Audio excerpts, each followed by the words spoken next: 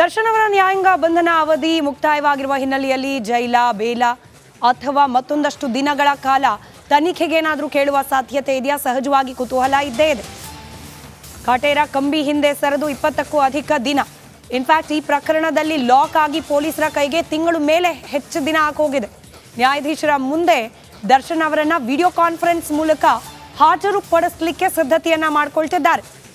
Bale ಸಿಗೋದು ಬಹುತೇಕ doubt. ಈ ವಿಚಾರವನ್ನ ನಾವು ಕೂಡ ವಿಸ್ತೃತವಾಗಿ ಅನೇಕ ಬಾರಿ ಚರ್ಚೆ ಮಾಡಿದ್ದೀವಿ. ನಮ್ಮ ವೇದಿಕೆಯಲ್ಲಿ ಅನೇಕ ಕಾನೂನು ತಜ್ಞರು ಕೂಡ ಇದ್ರ ಬಗ್ಗೆ ಮಾಹಿತಿ ನೀಡಿದ್ದಾರೆ.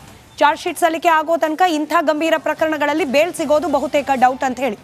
ಹೀಗಾಗಿ ಇವತ್ತು 28 ದಿನಗಳ ಬಳಿಕ ದರ್ಶನ್ಗೆ ಏನಾದರೂ ಮತ್ತೆ ತನಿಖೆಗೆ ಒಳಪಡಿಸುವ ಸಾಧ್ಯತೆ ಇದೆಯಾ, ಅಥವಾ ಪರಪ್ಪನ ಅಗ್ರಹಾರದಲ್ಲೇ ಮತ್ತೊಂದಷ್ಟು ದಿನ ಇರಲಿ ಅಂತ ಹೇಳೇನೆ ತನಿಖಾಧಿಕಾರಿಗಳು ನ್ಯಾಯಾಧೀಶರ ಮುಂದೆ ತಮ್ಮ ವಾದವನ್ನ ನಿಲುವನ್ನ ಮಂಡಿಸ್ತಾರ ಅನ್ನೋದು ಸದ್ಯಕ್ಕಿರುವ ಕುತೂಹಲ.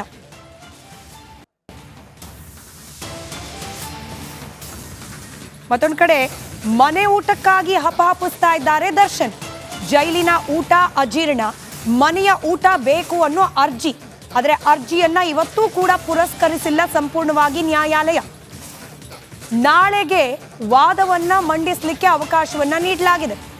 ಸೋಮವಾರ ಎಸ್ಪಿಪಿ ಅವಕಾಶವನ್ನ ಕೇಳಿದ್ದಾರೆ. ನಾಳೆಗೆ ಈ ವಿಚಾರಣೆಯನ್ನ ಮುಂದೂಡಿದ್ದಾರೆ ನ್ಯಾಯಾಧೀಶರು. ಹೀಗಾಗಿ ನಾಳೆವರೆಗೂ ಜೈಲೂಟವೇ ಗತಿ.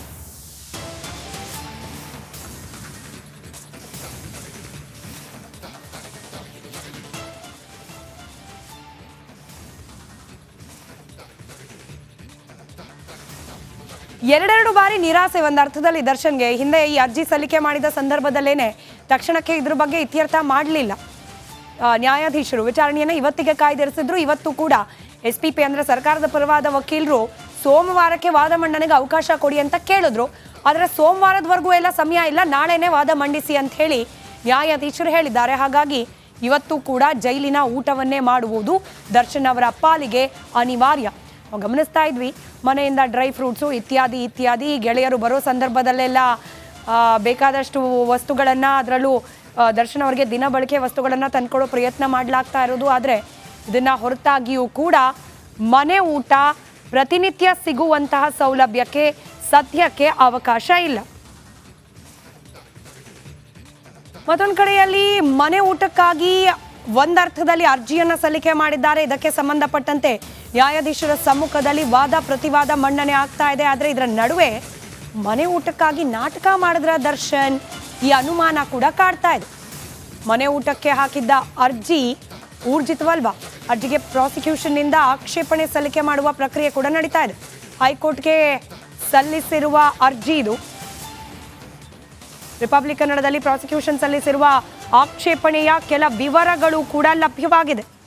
ಮನೆ ಊಟಕ್ಕೋಸ್ಕರ ಆರೋಗ್ಯದ ವಿಚಾರದಲ್ಲಿ ಏನಾದರೂ ನಾಟಕ ಮಾಡಿದ್ರ ದರ್ಶನ್, ಮನೆ ಊಟಕ್ಕೆ ಹಾಕಿದ್ದ ಅರ್ಜಿಯೇ ಊರ್ಜಿತವಲ್ವಾ ಅನ್ನೋದಕ್ಕೆ ಸಂಬಂಧಪಟ್ಟಂತೆ ಒಂದಷ್ಟು ಅಂಶಗಳು ರಿಪಬ್ಲಿಕ್ ಕನ್ನಡಕ್ಕೆ ಲಭ್ಯವಾಗ್ತಾ ಇದೆ. ಅದರಲ್ಲೂ ಹೈಕೋರ್ಟ್ಗೆ ಆಕ್ಷೇಪಣೆಯನ್ನ ಪ್ರಾಸಿಕ್ಯೂಷನ್ ಕಡೆಯಿಂದ ಸಲ್ಲಿಕೆ ಮಾಡಲಾಗಿದೆ. ಅದರಲ್ಲಿರ್ತಕ್ಕಂಥ ಕೆಲ ಅಂಶಗಳನ್ನು ಗಮನಿಸಿದಾಗ ಮನೆ ಊಟ ಸಿಗ್ಲಿ ಅಂತ ಹೇಳಿ ಇಲ್ಲ ಸಲ್ಲದ ಕಾರಣಗಳನ್ನ ನ್ಯಾಯಾಧೀಶರ ಮುಂದೆ ಸಲ್ಲಿಸ್ಬಿಟ್ರ ಅನ್ನೋದು ಸದ್ಯಕ್ಕಿರುವ ಕುತೂಹಲ.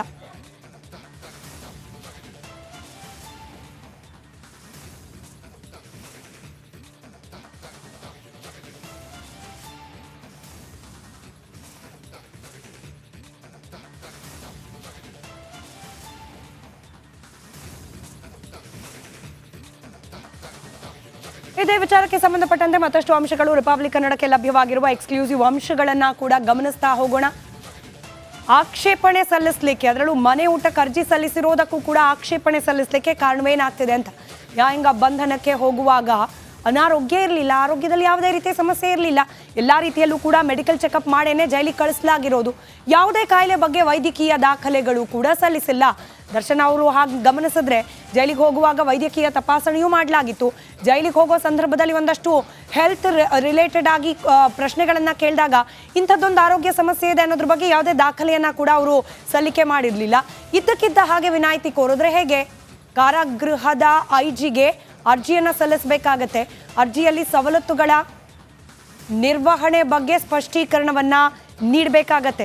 ಕಂಪ್ಲೀಟ್ ಆಗಿ ವಿವರಣೆಯನ್ನು ನೀಡಬೇಕು. ಯಾಕೆ ಮನೆ ಊಟ ಕೇಳ್ತಿದ್ದಾರೆ, ಏನು ಕಾರಣ, ಅದಕ್ಕೆ ಮನೆ ಊಟ ಸಿಗದೆ ಹೋದರೆ ಆಗ್ತಿರುವ ತೊಂದರೆ ಏನು, ಇದೆಲ್ಲದರ ಬಗ್ಗೆ ಕೂಡ ಮಾಹಿತಿಯನ್ನು ನೀಡಬೇಕಾಗುತ್ತೆ. ಇದು ಯಾವುದು ಮಾಡದೆ ನೇರವಾಗಿ ಕೋರ್ಟ್ಗೆ ರಿಟ್ ಅರ್ಜಿ ಯಾಕೆ ಸಲ್ಲಿಸಿದ್ದಾರೆ?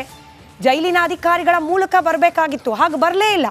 ನೇರವಾಗಿ ನ್ಯಾಯಾಲಯದಲ್ಲೇ ರಿಟ್ ಅರ್ಜಿ ಸಲ್ಲಿಸಿರೋದನ್ನು ಗಮನಿಸಿದ್ರೆ ಏನೋ ಇದರಲ್ಲಿ ಹುನ್ನಾರ ಇದೆ ಅನ್ನೋ ಅನುಮಾನ ಇದೆ.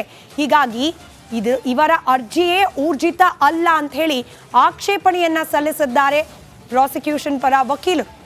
ಅಂದರೆ ಅರ್ಜಿ ಸಲ್ಲಿಕೆ ಮಾಡುವ ಪ್ರಕ್ರಿಯೆಯಲ್ಲೂ ಕೂಡ ಒಂದಷ್ಟು ಲೋಪಗಳಾಗಿದೆ, ಅರ್ಜಿಯಲ್ಲಿ ಹೇಳಿರತಕ್ಕಂಥ ಕೆಲ ಅಂಶಗಳಲ್ಲೂ ಕೂಡ ಲೋಪಗಳಾಗಿದೆ.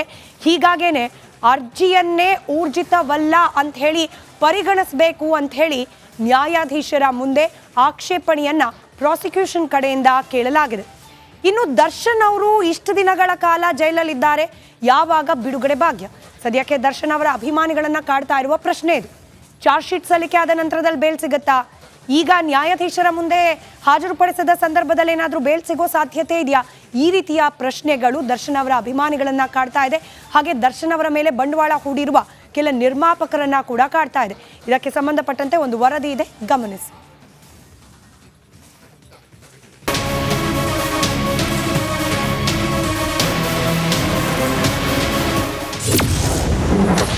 ಭೂಪತಿ ಅಂಡ್ ಗ್ಯಾಂಗ್ ಅಗ್ನಿ ಪರೀಕ್ಷೆ ಶುರು. 17 ಆರೋಪಿಗಳು 37 ದಿನ ಚಾರ್ಜ್ ಶೀಟ್ಗೆ ರೆಡಿ. ಚಿತ್ರದುರ್ಗದ ರೇಣುಕಾಸ್ವಾಮಿ ಕೊಲೆ ಕೇಸ್ನಲ್ಲಿ ಜೈಲು ಸೇರಿರುವಂತಹ ನಟ ದರ್ಶನ್ ಅಂಡ್ ಗ್ಯಾಂಗ್ಗೆ ಅಸಲೇ ಅಗ್ನಿ ಪರೀಕ್ಷೆ ಈಗ ಶುರುವಾಗಿದೆ. ಪ್ರಕರಣದ ತನಿಖೆ ತೀವ್ರಗತಿಯಲ್ಲಿ ಸಾಗ್ತಾ ಇದ್ದು, ಕೊಲೆ ಸಂಬಂಧ ಪೊಲೀಸರು ಹಲವು ಆಯಾಮಗಳಲ್ಲಿ ತನಿಖೆಯನ್ನ ಕೂಡ ಕೈಗೊಂಡಿದ್ದಾರೆ. ಶೀಘ್ರದಲ್ಲೇ ಡೆವಿಲ್ ಗ್ಯಾಂಗ್ ವಿರುದ್ಧ ಚಾರ್ಜ್ ಶೀಟ್ ಸಲ್ಲಿಕೆಗೆ ತಯಾರಿಯನ್ನ ಕೂಡ ನಡೆಸ್ತಾ ಇದ್ದಾರೆ.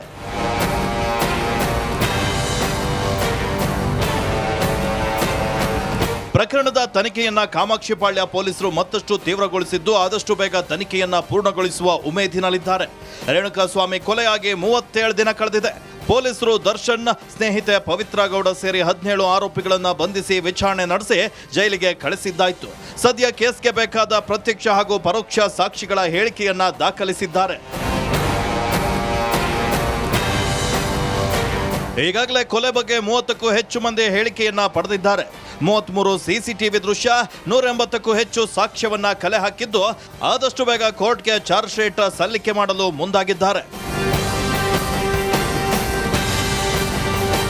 ಒಂದ್ ಕಡೆ ಪೊಲೀಸರು ಚಾರ್ಜ್ ಶೀಟ್ ರೆಡಿ ಮಾಡ್ಕೊಳ್ತಿದ್ರೆ, ಇನ್ನೊಂದೆಡೆ ಜೈಲಿನಲ್ಲಿರುವಂತಹ ದರ್ಶನ್ ಭೇಟಿಗೆ ಆಪ್ತರ ದಂಡು ಜೈಲಿನತ್ತ ಹರಿದು ಬರ್ತಾ ಇದೆ.